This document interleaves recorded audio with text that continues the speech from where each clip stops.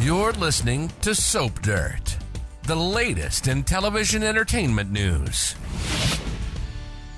Hey, Young and the Restless fans, we have got new spoilers for next week, and Audra is launching a new scheme against Kyle, or maybe with Kyle. It's Belinda from Soap Dirt, and before we dive into these new Y&R spoilers for the week of May 26th, please click follow. So we're going to talk about Audra, about Kyle, about Diane stressing over Tracy's return and what she has to say, and some huge trouble coming at Nikki's birthday bash.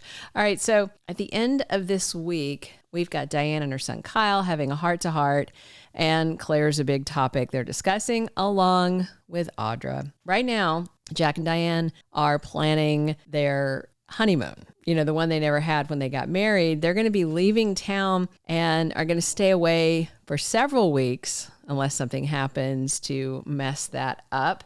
So we'll see how that goes. But Kyle getting into trouble while they're gone is a major source of stress for Diane. She's very worried about their son. Kyle, meanwhile, reassures her it's going to be fine. But what Diane sees is that he's getting all tangled up and obsessed with Audra again because of these cryptic threats she's been making about this cosmetics company startup, which I don't know why he even cares. Well, bad writing. But Kyle promised Mama Diane nothing with Audra will cause a problem for Jabot while they're gone.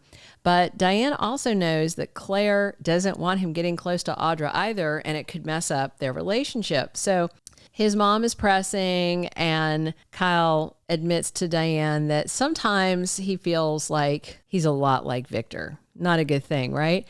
And he wonders if he can be the good guy that Claire wants and needs. And of course, Diane gets it. She actually says she has a lot in common with Claire since they both have sketchy past and they've tried to move past it. She said that she and Claire have actually talked about it. And then Kyle admits that he also has to fight his darker impulses. But the bottom line, at the core of it, he hates having to be nice to Victor because of Claire, and he doesn't think this whole party thing and the grand gesture that she wants to make is going to make any dent, and I agree. So at the end of this week's last episode, Kyle gets a text from Audra. And in case you didn't know, Victor did send her a little bit of the funding for her new company because Audra convinced Victor she's making progress towards breaking up Kyle and Claire, but she is not. So Audra asks Kyle to come meet her for a drink. She has an idea to run by him. Diane sees the text message and she's worried, but Kyle says, look, I already know Audra is trying to set a trap, but he's going to go meet her anyway because he wants to know what's going on. He thinks he can turn this around, flip the script, use this as an opportunity for him. So next week, Kyle goes and he meets with Audra, who makes a proposal that she seems to think is going to be a win-win. Now, maybe she's selling Victor out, or maybe Audra's playing mind games with Kyle, or she's trying to team up with Kyle to run some sort of con on Victor. And it's possible Audra might plot to slip Kyle a drug in his drink or something like that. Or Audra may come clean and tell Kyle that Victor wants her to break him and Claire up. Maybe Audra sees she can't do what Victor wants and she's looking for some sort of workaround. I mean, maybe Audra thinks if she tells Kyle that he'll agree to do a fake split with Claire to try and out Victor and reveal what he's doing, maybe she's going to offer to ally with him if the Abbotts fund her company or bring her company under the Jabot label, something.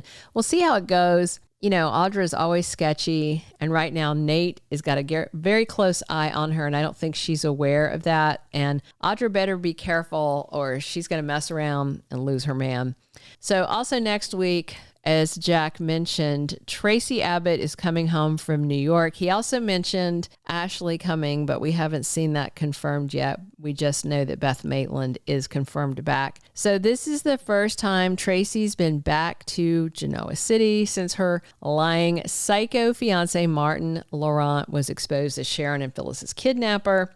And Diane's nervous about Tracy and Ashley's reactions to the makeover she gave to the Abbott house. So when Diane asks what she thinks, Tracy says the redo left her speechless. Now that could be stunned silence because she thinks Diane did an awful job, or Tracy might be stunned into silence because of how great it looks. Very cryptic. You know, Billy doesn't like it. He feels like Diane wiped away their father, John Abbott's presence from the house. But I think Tracy might be okay with it. Now, Ashley, on the other hand, might be the person Diane should worry about because she hates everything that Jack's wife does.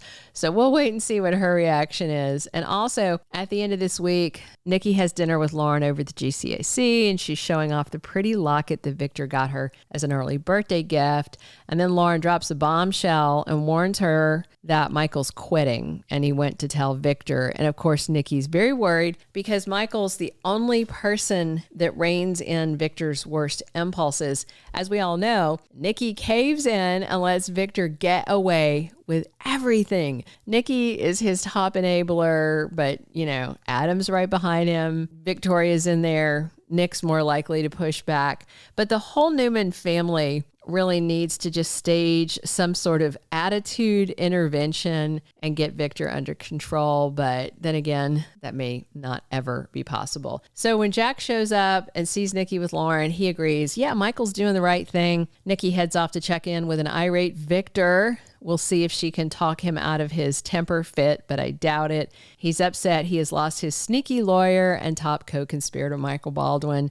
And Victor's also angry because Audra's not done what she promised. Michael said the Abbotts rooted out all their spies and fired them from Jabot, so that has the mustache fuming. Claire's still dating Kyle, and now Michael has quit on him. So Victor's ranting at Nikki, and he tells her never say Michael's name again.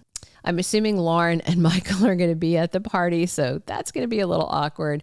And next week, that is the big shift of focus. It's all about the big party for Nikki. Now, Claire's supposed to be planning it with Victor, but it happens to be Victoria meeting with party planner Pietro, played by Queer Eye's Jay Rodriguez. So Victoria tells Pietro she really wants this night to be special for her mom, Nikki, and Pietro promises that Nikki's party is going to go down as one of Genoa City's most legendary events. Now, Pietro is probably right, but not for the reasons he thinks. It's not going to be for the discussion, the party favors, the punch, the open bar, any of that. I suspect Nikki's big birthday bash is going to set the stage for chaos, and that might be when we find out who Dumas is, if he's really Kane Ashby in a stunning recast, or if he's somebody else entirely. Make sure to check out our full weekly spoilers video tomorrow for the week of May 26th through the 30th, and buckle up for a bumpy ride next week on Young and the Restless. Thank you for being a loyal listener. Follow us wherever you get your podcast, because you don't want to miss the next episode. Soap Dirt is on all the major podcast platforms, including Apple Podcast, Spotify, iHeartRadio, and more.